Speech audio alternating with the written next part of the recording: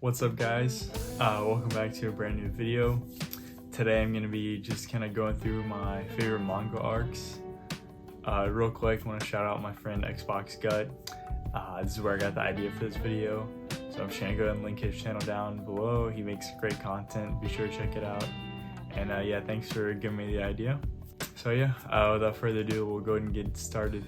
Alright, so starting off with the first one. By the way, I just want to say real quick, this is not in any particular order, so these aren't like ranked first through last or whatever, but anyway, starting off with the first one, we have the Shibuya Incident from Jujutsu Kaisen. So basically, the Shibuya Incident is kind of about this big terrorist-ish attack that the main villain group sends out on Shibuya, Japan, and it shows like the main cast like Itadori, Gojo, and like the rest of like the sorcerers, you know, like trying to defend it and keep all the people safe. This arc is really hard to talk about without getting into any spoilers. There's so much crazy stuff that happens. I think it's just been such a blast to read, and I just cannot wait till it gets animated because it's gonna be it's gonna break the internet, like it just is. The only thing I really have left to say about this is that if you're still on the fence about Jujutsu Kaisen, get to this arc and it'll definitely seal the deal for you.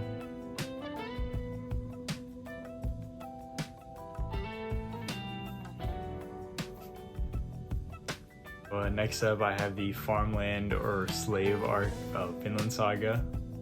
For me, this arc especially takes the prologue of Vinland Saga from being just this really good story to this masterpiece. I just love seeing how Thorfinn reacts to what all happens in the prologue and how that really changes him as a character and helps him really grow.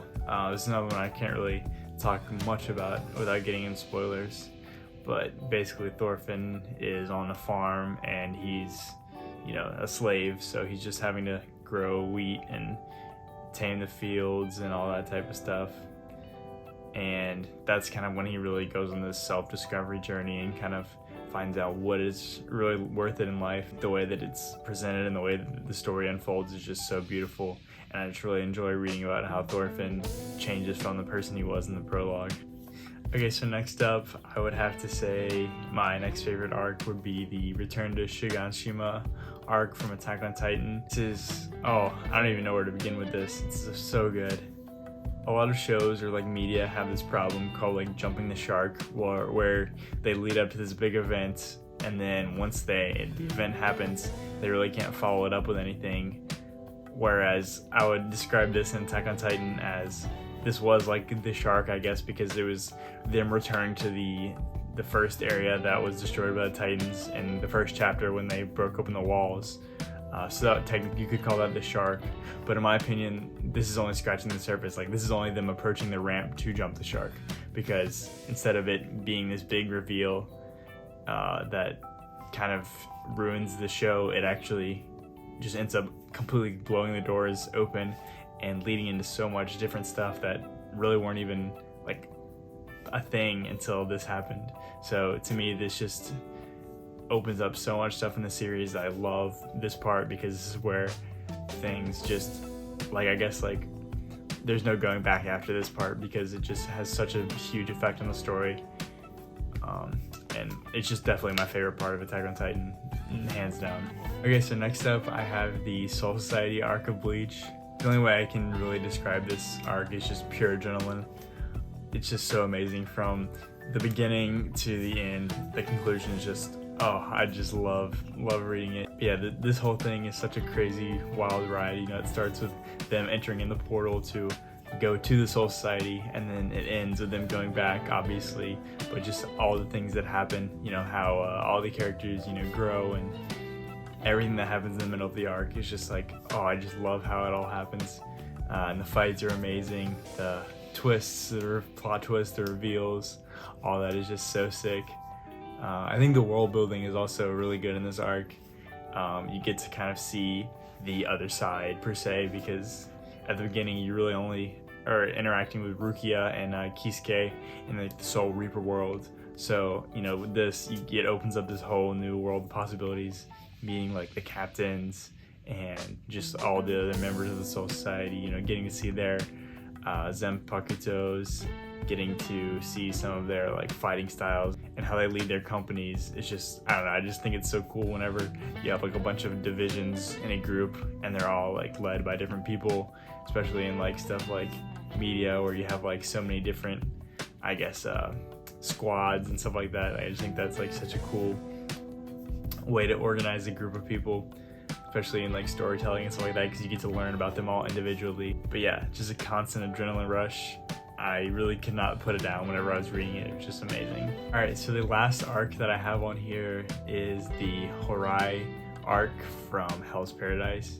Basically, this is like, I would say it's kind of the climax of the story, because the beginning is them getting on this island to look for the elixir of life, but then things kind of happen, and so this is when they're trying to they're beginning the escape plan to go back home. Kind of like the opposite of like a retrieval arc where they're trying to like rescue a character, but instead they're just all trying to like escape, kind of like how the characters are doing in Promised Neverland. You know, they're all kind of banding together to escape. This is kind of like how it is here.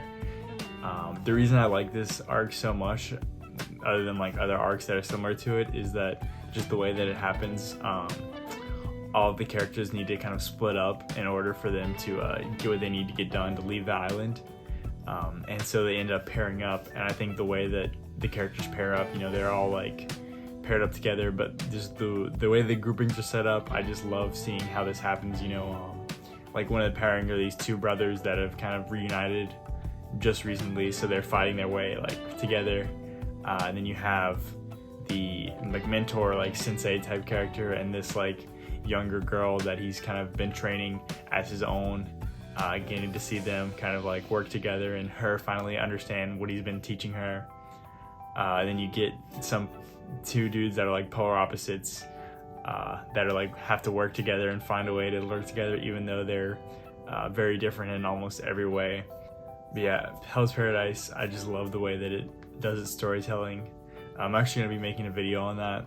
Definitely be sure to check that one out, because I'm really excited about how that one's going to come out. And I want more people to read Hell's Paradise, because to me it's just something that you can't skip. I think everybody needs to read it. So yeah, those would be my top 5 manga arcs, anime arcs, whatever you want to call it. Let me know down in the comments what you thought about my list. You know, what did you like disagree with, or what did I hit right on the nose? I'm really interested to see what you guys would say your favorites are, so be sure to let me know. Thanks again for watching, and be on the lookout for my next video. I'm not sure when it's going to come out, but be sure to check it out, and see y'all later.